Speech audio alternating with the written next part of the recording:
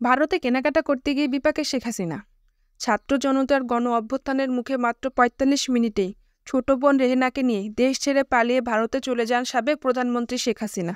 তখন দিল্লির কাছে গাজিয়াবাদের হিন্ডন বিমান সেনাদের ঘাঁটিতে রয়েছেন বাংলাদেশের প্রাক্তন প্রধানমন্ত্রী শেখ হাসিনা।